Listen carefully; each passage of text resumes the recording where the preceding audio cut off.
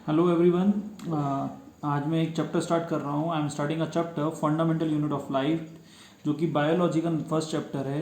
मैं सबसे पहले थैंक यू बोलूँगा अक्षवर्धन पाठक को, कि जिसने ये मुझे नोट्स बना के दिए बहुत जल्दी, ताकि मैं ये वीडियो जल्दी से जल्दी अपलोड कर सकूँ। देखिए, चैप्टर का नाम है फंडामेंटल यूनिट ऑफ लाइफ, जिसमें सबसे पहला टॉपिक आता है सेल होता क्या है। तो देखो, ब्रैकेट में मैंने लिखा हुआ है अ लिटिल रूम, यानी कि एक छोटे से रूम की तरह होता है। ये क्या करता है? Basic structural and functional unit of life. ये क्या है? स्ट्रक्चरल और फंक्शनल यूनिट ऑफ लाइफ है। ये इंपॉर्टेंट पॉइंट है, इसको याद कर लीजिए। फिलअप में आ सकता है dash is a structural and functional unit of life, तो ये एक नंबर आपका यहाँ बन जाएगा।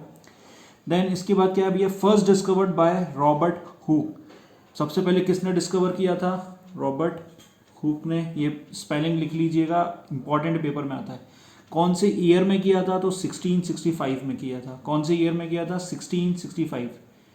कॉर्क सेल लिया था उन्होंने। उसकी कॉर्क मतलब क्या था भैया? Bark of plant. एक प्लांट की बार्क ली थी, उसकी स्टडी करी थी उन्होंने, जो कि एक डेड सेल था। ये ध्यान रखिएगा। स्ट्रक्चर कैसा देखा था इन्होंने जब ये इसकी स्टडी करी थी, तो उन्होंने देखा था कि हनी कॉम लाइक स्ट्रक्चर दिखा था उनको। इस सेल में हनी कॉम लाइक स्ट्रक्चर दिया था।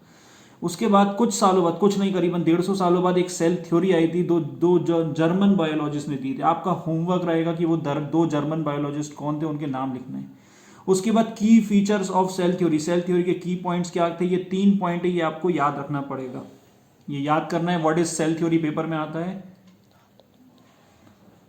तो ये याद करना पड़ेगा आपको। देन क्या है भैया इसमें points? All living things are composed of cell. सारे लिविंग थिंग किससे बने हुए हैं? सेल से बने हुए हैं। Cell are the basic unit of structure and function. भाई बेसिक यूनिट है स्ट्रक्चर एंड फंक्शन की। और न्यू सेल्स जो है वो एक्सिस्टिंग सेल से ही बनते हैं। New cells are form from existing cells. ये तीसरा पॉइंट था। ये 3 पॉइंट है सेल थ्योरी के। ये आपको ऐसे के ऐसे पेपर में लिख के आने हैं। सबसे बड़ा सेल कौन सा होता है? तो सबसे बड़ा सेल है, लार्जेस्ट सेल है ostrich egg. Largest cell in the world ostrich egg. उसका साइज क्या है? 130 mm टू 170 mm। ये याद रखिएगा, ये की पॉइंट था। देन उसके बाद क्या आता है? यूनिसेलुलर और मल्टीसेलुलर ऑर्गेनिज्म। यूनिसेलुलर क्या होते हैं भैया? जो एक ही टाइप के सेल से बने होते हैं। नाम में भी देखो यूनी लिखा है। यूनी का मतलब होता है वन, तो एक ही टाइप के सेल से बने हुए हैं। मल्टी मतलब मैनी, तो more than one type of cell. अब यूनी है तो सारे काम, देखो ये यूनिसेलुलर ऑर्गेनिज्म या मल्टीसेलुलर, काम सारे सब लोग करते हैं। जैसे रिप्रोडक्शन होता है, ब्रीथिंग होती है, ये मूवमेंट होता है, ये सारे काम ये भी करते हैं, ये भी करते हैं। अब इसका सेल एक ही है, तो ये सारे काम कौन करेगा? एक ही सेल करेगा। और जब मल्टी सेलुलर है तो इसके क्या है भैया? बहुत सारे सेल हैं, तो इसके स्पेसिफिक सेल्स हैं फॉर स्पेसिफिक फंक्शंस। जैसे हमारे पास ब्रीथिंग के लिए अलग सेल्स हैं, रिप्रोडक्शन के लिए अलग सेल्स हैं, मूवमेंट के लिए अलग सेल्स हैं। तो ये अलग अलग सेल के पास अलग अलग काम होता है, और यहाँ पे सारा काम एक ही सेल करता है। इसके एग्जाम्पल्स क्या क्या हो गए? Amoeba, paramecium, bacteria, Euglena. Amoeba, paramecium, bacteria, Euglena. इधर साइड क्या है? ह्यूमंस एंड एनिमल, इसके एग्जांपल्स हो जाते हैं। ठीक है। अब आपको पता होना चाहिए सेल से एक बनता है टिश्यू, टिश्यू से बनता है ऑर्गन, ऑर्गन से बनता है ऑर्गन सिस्टम। ठीक है। इसके आगे अपन जाएं तो देखिए क्या लिखा हुआ है? अब मैच्योर्ड ह्यूमन, एक मैच्योर्ड ह्यूमन के पास कितने सेल्स होते हैं? तो भैया 100 ट्रिलियन सेल्स होते हैं। Almost 100 trillion. ट्रिलियन का मतलब होता है 10⁻12। ट्रिलियन का मतलब क्या होता है ये भी बच्चों को नहीं पता होता है, तो ट्रिलियन का मतलब होता है 10⁻12। देन नेक्स्ट आता है क्रोमोसोम। क्रोमोसोम क्या चीज है? तो सेल के न्यूक्लियस के अंदर एक छोटा सा पार्ट होता है, उसको बोला जाता है क्रोमोसोम्स। थ्रेड लाइक दिखता है, धागे की तरह दिखता है। तो देखिए डेफिनेशन कितनी सिंपल हो जाती है? Thread like structure present with in the nucleus. जो न्यूक्लियस के अंदर प्रेजेंट होगा, इनसाइड द न्यूक्लियस, उसको अपन बोलेंगे क्रोमोसोम्स। क्रोमोसोम्स क्या कंटेन करता है? जीन्स कंटेन करता है। जीन्स आपको पता होगा कि बोलते हैं कि यार ये मेरे जीन में था, मेरे खून में था। तो जीन एक्चुअली में जो कैरेक्टरिस्टिक्स आप अपने पेरेंट्स से लेके आए हो, वो आपकी होती है जीन्स।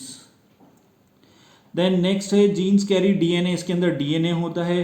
डीएनए का फुल फॉर्म क्या होता है? ये आप लोग मुझे कमेंट में बता सकते हैं। डीएनए का फुल फॉर्म जिसको भी पता है, what is the full form of DNA? Human being have 46 chromosomes. Human beings के पास कितने क्रोमोसोम्स होते हैं? 46, जिसमें से 23 पेयर्स होते हैं। देखिए टोटल 46 और 23 पेयर्स फिलअप में आ सकता है। तो नंबर पूछा जाए तो 46 और पेयर पूछा जाए तो 23 पेयर्स। ठीक है। देन आपका डिफरेंस आता है प्रोकैरियोटिक और यूकैरियोटिक सेल में। प्रोकैरियोटिक सेल और यूकैरियोटिक सेल में सबसे पहले इसमें साइज का डिफरेंस आता है। साइज होता है इसका 1 से 10 माइक्रोमीटर तक, यानी कि 10 की पावर -6 माइक्रो लिखा है, ये माइक्रो का मतलब होता है 10 की पावर -6। देन इधर जाते हैं यूकैरियोटिक की तरफ, तो इसका साइज होता है 5 से 100 माइक्रोमीटर तक, यानी कि थोड़ा सा लार्जर होता है यूकैरियोटिक, और प्रोकैरियोटिक थोड़ा सा स्मॉलर होता है।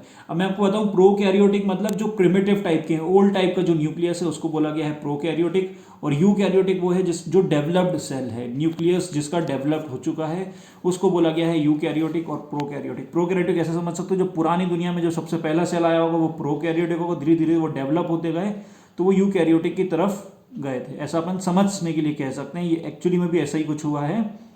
तो दिस इज द वे, एक डिफरेंस आपको मैंने बता दिया। दूसरा आप यहाँ से याद रखेंगे इसके नाम से ही, प्रोकैरियोटिक यानी कि ओल्ड या प्रिमिटिव टाइप का सेल, तो जिसका न्यूक्लियस डेवलप नहीं है, और उसको नाम भी न्यूक्लियस नहीं देके यहाँ पे क्या बोला गया है, न्यूक्लियोइड। इसका nucleus is not well defined and called nucleoid. Nucleus is well defined and surrounded by membrane, यहाँ पे वेल डिफाइंड है और सराउंडेड बाय मेम्ब्रेन है। यहाँ पे single chromosome, more than 1 chromosomes, membrane bound cell organelle present, यहाँ पे क्या एब्सेंट है, यहाँ पे membrane bound cell organelle, prokaryotic में मेम्ब्रेन बाउंड नहीं होती है, एब्सेंट, और यहाँ पे प्रेजेंट। ये सिंगल सेल होता है, ये single as well as multi होता है, ठीक है। वो दोनों के पास क्या क्या चीज़ें हैं, तो दोनों इन दोनों के पास होते हैं DNA, ribosome, cytoplasm, plasma membrane. क्या होते हैं दोनों के पास, DNA, ribosome, cytoplasm, plasma membrane, ये दोनों के पास होते हैं। नोट मैं आपको बता रहा था जैसे 23 पेयर्स होते हैं क्रोमोसोम्स के, तो देखिए 22 जो मेल के पास होते हैं वो XX होते हैं, और जो 23rd पेयर होता है वो XY होता है। और यहाँ फीमेल में देखें तो 23 पेयर्स होते हैं और वो पूरे के पूरे XX के फॉर्म में होते हैं। देखिए ये XY होता है। अब ये XY में से ये लोग, ये वाला जो क्रोमोसोम है ये पार्ट ले रहा है रिप्रोडक्शन में, और यहाँ से कोई भी एक ले रहा है रिप्रोडक्शन में पार्ट। अब जब ये रिप्रोडक्शन में पार्ट ले रहा है तो यहाँ से आइदर वो X देगा अपना, या यहाँ से आइदर अपना Y देगा। अब यहाँ से तो गर्ल्स की तरफ से तो आना ही X है, तो अगर यहाँ से X निकला और यहाँ से भी X आया तो बन जाएगी गर्ल बेबी, जो न्यूबॉर्न बेबी होगा वो गर्ल होगा। यहाँ से निकला Y और यहाँ से आया X, तो यहाँ पे बेबी बॉय पैदा होगा। और उसी तरह से यहाँ से X आया फिर से, और यहाँ से X ही आना है तो गर्ल बेबी पैदा होगी। यहाँ से Y आया और यहाँ से X आया तो ये अगेन बॉय बेबी पैदा होगा। ये नोट में था, यानी कि ऐसा कुछ आपके बुक में दिया नहीं हुआ है according to your 9th book, NCERT book, but ऐसा आपको पता होना चाहिए, ये नॉलेज आपको होनी चाहिए, ये क्रोमोसोम्स और ये किस तरह से पार्ट लेते हैं। नेक्स्ट अपन देखेंगे अगले वीडियो में। Thank you.